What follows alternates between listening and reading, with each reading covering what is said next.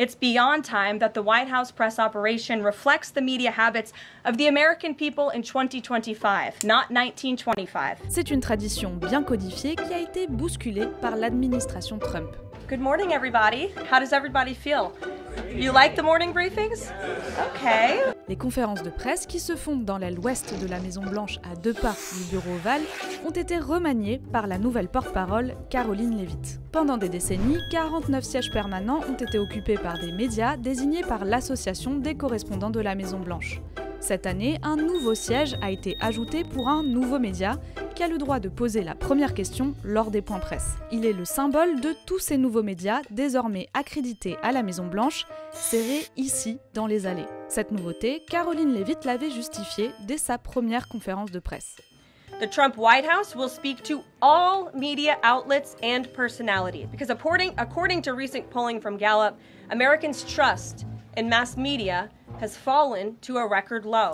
Sont donc désormais conviés independent journalists, podcasters, social media influencers, and content creators. Une ouverture à des médias très suivis et dans l'air du temps, mais qui ont aussi en commun d'être conservateurs, voire complotistes, et très complaisants avec Trump. C'est un problème parce que ce sont des gens qui appartiennent à une mouvance politique extrêmement proche de la sphère MAGA, voire ils en font partie. Ce ne sont pas des journalistes pour la plupart, ce sont des individus qui ont pour but d'influencer.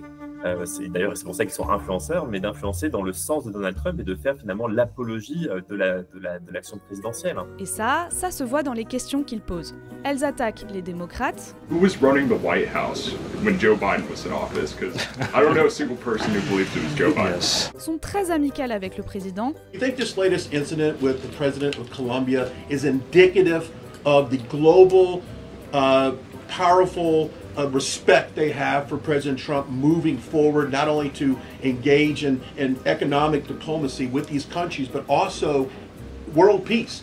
Voire carrément admirative. Will you guys also consider releasing the president's fitness plan? He actually looks healthier than ever before. Healthier than he did 8 years ago, and I'm sure everybody in this room could agree. Is he working out with Bobby Kennedy? And is he eating less McDonald's? Ils agissent comme un bras armé de l'administration Trump.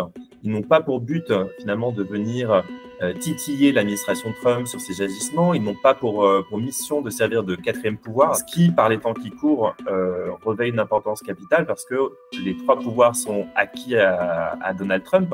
Et donc, on attendrait finalement de la presse qu'elle soit justement ce dernier garant d'une forme d'opposition, en tout cas de contrôle du régime exécutif. À l'inverse, les coups contre les médias traditionnels sont communs. Karoline Leavitt les réprimande régulièrement. Nobody in the media wanted to write about that, talk about it, that if we feel that there are lies being pushed by outlets in this room, we are going to hold those lies accountable. C'est elle qui distribue les questions.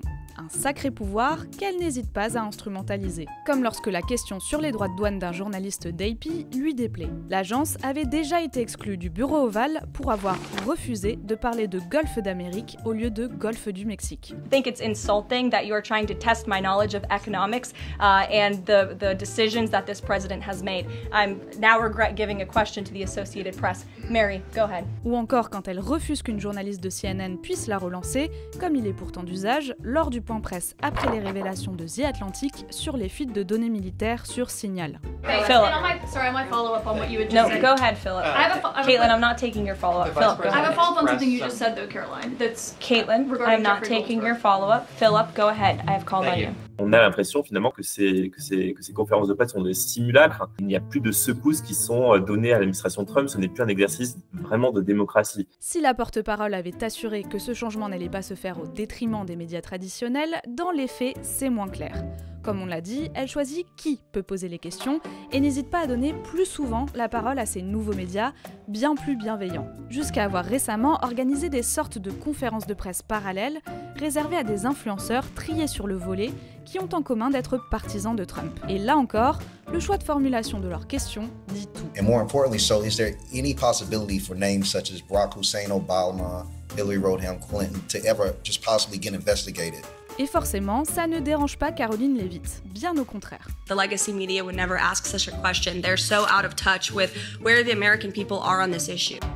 Donald Trump a à cœur de monopoliser, de phagocyter le récit et d'imposer sa propre vérité. L'un des grands concepts qui avait été développé par l'administration Trump durant le premier mandat, c'était les faits alternatifs.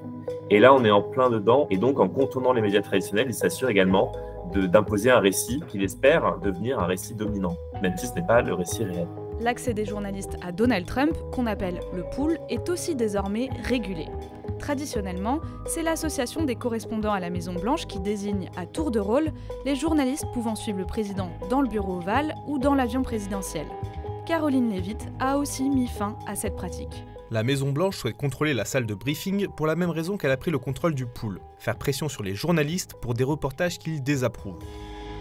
Début mai, Reporters sans frontières a souligné dans un rapport une détérioration alarmante de la liberté de la presse, signe d'un virage autoritaire du gouvernement avec le second mandat de Trump. Dans leur classement de la liberté de la presse, les États-Unis ont perdu 2 places et se retrouvent à la 57e position sur 180 pays.